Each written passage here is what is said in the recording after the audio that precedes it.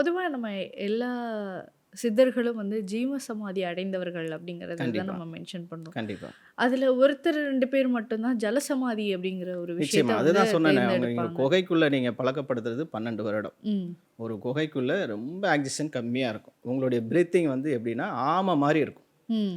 இப்ப ஆமை வந்து 700 வருஷம் உயிர் வாழுதுன்னு ஆமா, சயின்ஸே சொல்லுது. ஆமா. அதுக்கு என்ன காரணம் அப்படின்னு பார்த்தீங்கன்னா, அது 1 மணி நேரத்துக்கு ஒரு பிரீத்திங் தான் எடுக்குது. 1 மணி நேரத்துக்கு ஒரு ஒரே ஒரு பிரீத்திங். பிரீத்திங் தான் எடுக்குது. அப்ப அது எவ்வளோ கண்ட்ரோலா இருக்குன்னா, எல்லா புலன்களையும் அது கண்ட்ரோலா வச்சுக்கல. ம். பிரீத்திங்கே கண்ட்ரோலா வச்சுக்குது. ம். அது உணவு எடுக்குது, அசையுது, எல்லாம் பண்ணுது. அது மலங்கழியுது, எல்லாமே பண்ணுது. ஆனா புலன் அடக்கம் அப்படின்றது அந்த பிரீத்திங்கை வந்து கம்மியா வச்சுக்குது. ம். அது ஓகே. சுவாசத்தினுடைய லெவலை வந்து இன்க்ரீஸ் பண்ணி வச்சிருக்கு. ம். இன்க்ரீஸ்னா டெப்த்தா வச்சிருக்கு அது. ம். அதுதான் குகையில நடக்குது.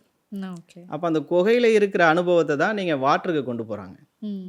இப்ப அங்க போய் 300 வருடம் அவங்க அந்த அந்த பழக்கத்த அவங்க ஏற்படுத்தும்போது, அந்த உயிர் வாழக்கூடிய தன்மை நமக்கு அதுலேருந்து ஓகே. கிடைக்குது. பொதுவா இப்ப இது ஒரு விஷயமா இருக்கு. நம்ம எல்லாருமே வந்து சுவாசிச்ச ஆக்ஸிஜன நம்ம உள்ள இழுத்து கார்பன் டை ஆக்சைட வெளிய இழுத்தா தான் நம்ம நடமாடுறோம், உயிரோட நிச்சயமா, இருக்கோம் நிச்சயமா, அப்படிங்கிற. நிச்சயமா. ஆனா அந்த சுவாசிக்கிறதையே வந்து கண்ட்ரோல் பண்ணி உயிர் வாழ்ந்திருக்காங்கங்கிறது இது. இல்ல அதுதான் சாத்தியம். நீங்க சயின்ஸ்ல வந்து பார்த்தீங்கன்னா, டெத்துன்னு சொல்லிடுவோம். நம்ம எத வச்சு டெத்துன்னு சொல்றோம்னா, இவரு மூச்ச தொட்டு பார்ப்போம். இல்ல ஆமா. நாடிய தொட்டு ஆ. பார்ப்போம். இவரு டெத்துன்னு சொல்லிடுவோம். ஆனா ஜீவசமாதி அடைந்தவங்களுக்கு வந்து மூச்சோ, நாடியெல்லாம் வச்சு நீங்க டெத்துன்னு கன்ஃபார்ம் பண்ணவே முடியாது. ஓகே.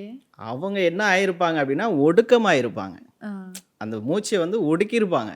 அவங்க 12 நாள் கழிச்சு கூட ஒரு பீட் வந்திருக்கலாம். ம். ஒரே ஒரு பீட் வரலாம். ஆனா அவங்களுடைய பிளட் வந்து கெடாது. உங்களுடைய ஓகே. உள்ள செல் இருக்குல்ல, அந்த செல்ஸ் வந்து கெட்டு போகாது.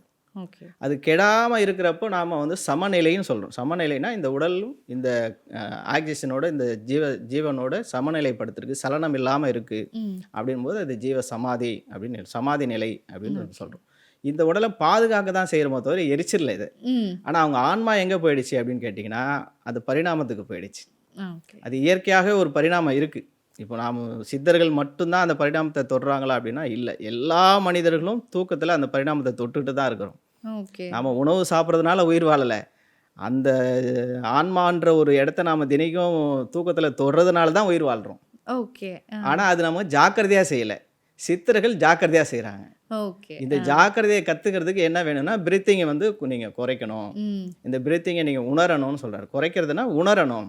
ஓகே. தூக்கத்துல அது ஆட்டோமேட்டிக்கா குறையுது. ம். ஆனா நம்ம உணரல. ஓகே. அதுக்கு பேரு ஜாக்கிரதைன்னு சொல்றோம்.